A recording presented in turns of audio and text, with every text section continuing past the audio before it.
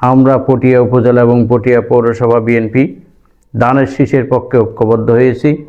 আসন্ন ত্রয়োদশ জাতীয় সংসদ নির্বাচনকে সামনে রেখে চট্টগ্রাম ১২ পটিয়া আসনে বাংলাদেশ জাতীয়তাবাদী দল বিএনপি মনোনীত ধানের শীষ প্রতীকের প্রার্থী এনামুল হক এনামের নির্বাচন পরিচালনা কমিটি গঠন করা হয়েছে।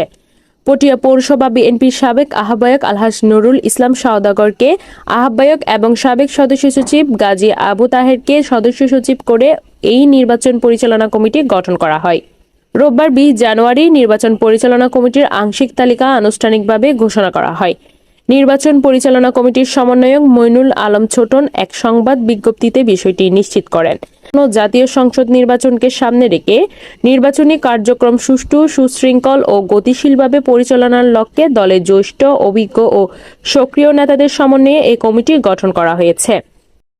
আগামী ১২ ফেব্রুয়ারি ত্রয়োদশ জাতীয় সংসদ নির্বাচন বাংলাদেশ জাতীয়তাবাদী দল বিএনপির মনোনীত প্রার্থী তারেক জিয়ার প্রার্থী চট্টগ্রাম ১২ আসনের প্রার্থী জনাব আলহাজ এনামুল হক এনাম ভাইয়ের পক্ষে আমরা পটিয়া উপজেলা এবং পটিয়া পৌরসভা বিএনপি ধানের শীষের পক্ষে ঐক্যবদ্ধ হয়েছি।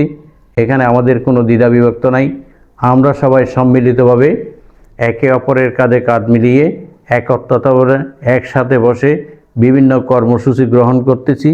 সেই কর্মসূচিগুলোর মধ্যে রয়েছে নির্বাচন পরিচালনা কমিটি গঠন, ওয়ার্ডের নির্বাচন সংক্রান্ত কমিটি গঠন এবং বিভিন্ন কমিটি উপকমিটি গঠন করে নির্বাচনকে ত্বরান্বিত করার জন্য আমরা সবাই ঐক্যবদ্ধভাবে কাজ করতেছি। পটিয়া উপজেলা এবং পটিয়া পৌরসভা বিএনপি এখন কোনো ভেদাভেদ নেই, সকলেই প্রতিনিয়ত আমরা একই সাথে বসে একই ছাদের নিচে বসে একই সাথে বিভিন্ন পরিকল্পনা করতেছি।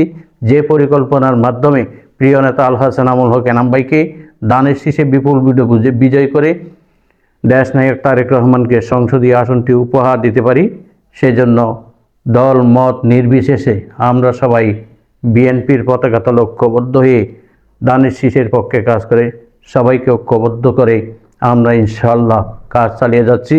সেই কাজের ফলাফল ইনশাআল্লাহ আগামী ১২ তারিখ সন্ধ্যাবেলায় বিপুল ভোটে বিজয়ের মাধ্যমে, ধানের শীষের বিজয়ের মাধ্যমে, আলহাজ এনামুল হক এনামের বিজয় এর মাধ্যমে দেশনায়ক তারেক রহমানকে হাতে পটিয়ার ১২ আসনটি আমরা তুলে দেব ইনশাআল্লাহ।